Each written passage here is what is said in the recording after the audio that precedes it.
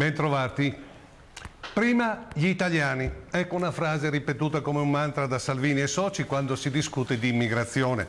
E così passa un'informazione che mette sul banco degli imputati i migranti e i rom, colpevoli di papparsi il denaro pubblico che invece dovrebbe servire ad aiutare i nostri connazionali caduti nella povertà. Sembra, sentendo il nuovo messia leghista, e certa informazione che se lo Stato italiano non avesse i costi della piaga dell'immigrazione biblica che ci arriva dall'Africa e dall'Oriente, la povertà nel nostro paese potrebbe essere debellata. E sicuramente è vero che per garantire un minimo di solidarietà ai profughi che arrivano, continuo a chiamarli profughi, che arrivano nel nostro paese, l'Italia spende centinaia di milioni di euro. Ma io credo che l'aumento della povertà nel nostro paese non sia dovuto ai migranti e agli zingari, ma questa pesante crisi economica, sociale in cui siamo sprofondati è causata soprattutto perché negli ultimi decenni questo paese è stato spolpato da una fauna famelica che ha banchettato alle nostre spalle. E penso pure che l'informazione sull'immigrazione selvaggia, ormai stabilmente sulle prime pagine dei media, sia anche usata per nascondere queste ruberie.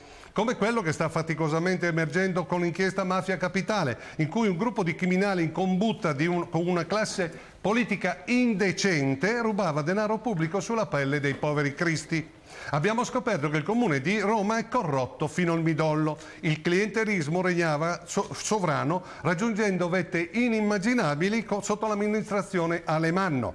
Tant'è che, per fare un esempio, anche a causa di questo sfacciato clientelismo, l'ATAC, l'azienda dei trasporti romana, è tecnicamente fallita con oltre 3 miliardi di euro di debiti. Nelle aziende pubbliche romane in questi anni sono stati assunti migliaia di amici degli amici, senza arte né parte e senza necessità, pagati per non fare nulla. E poi gli scandali che hanno coinvolto i lavori all'Expo di Milano e al Mose di Venezia. Sul Mose di Venezia, per Giorgio Baita, ex presidente della Mantovani, capofila del consorzio Venezia Nuova, il concessionario creato dal Ministero dei Trasporti e dal Magistrato delle Acque di Venezia per realizzare le paratie mobili del Mose, ha confessato ai magistrati che il consorzio ha speso 1 miliardo di tangenti e consulenze fasulle su un'opera che ad oggi è costata 5 miliardi e 300 milioni.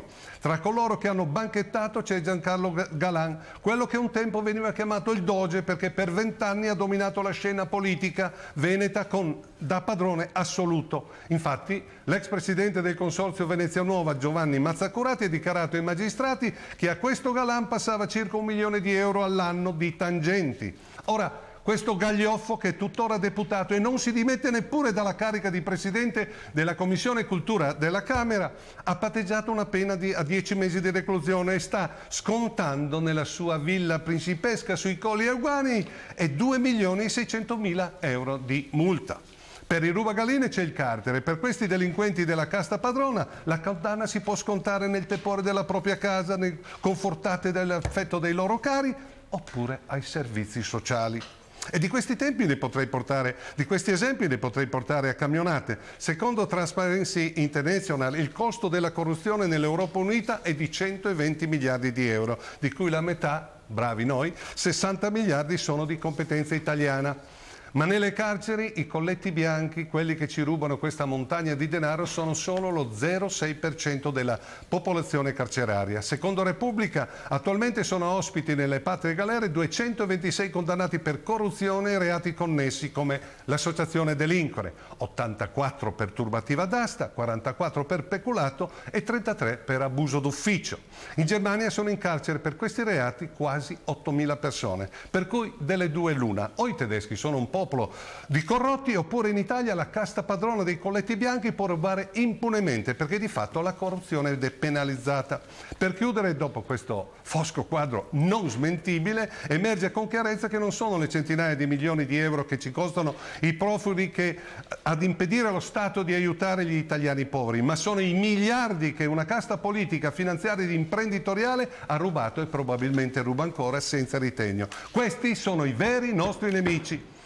Per cui se diventassimo un paese serio, con una corruzione fisiologica simile agli altri paesi civili e con un'evasione fiscale altrettanto fisiologica, la corruzione e l'evasione fiscale fa parte proprio della natura umana, molto probabilmente avremmo molto più risorse per debellare la nostra povertà e la guerra tra poveri finiremmo e non sentiremo più questo penoso slogan: prima gli italiani. Ci vediamo giovedì prossimo.